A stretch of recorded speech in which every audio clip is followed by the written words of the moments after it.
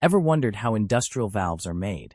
In this video, we take you on a tour inside the factory to show you every step of the manufacturing process. From casting and machining to final inspection, see how precision engineering brings these essential components to life.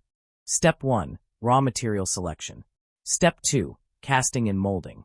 The raw metal is melted and poured into molds to create the valve's body and critical parts. Step 3. Machining and CNC work. Once the cast components are cooled and solidified, they are sent to the machining area. Here, advanced CNC, computer numerical control, machines are used to cut, shape, and drill the valve components with precise accuracy. Step 3. Machining and CNC work. Once the cast components are cooled and solidified, they are sent to the machining area.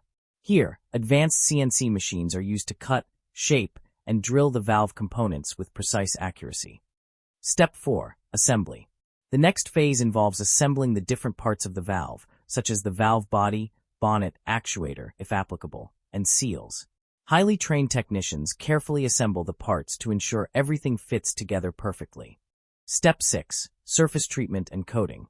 The final step in the manufacturing process involves surface treatment. For corrosion resistance, valves are often coated with materials such as epoxy or galvanized coatings. Step 7. Final inspection and packaging. Before the valve is shipped to customers, it undergoes a final inspection. The valve is checked for any defects, operational issues, or discrepancies from design specifications. Thanks for watching this video.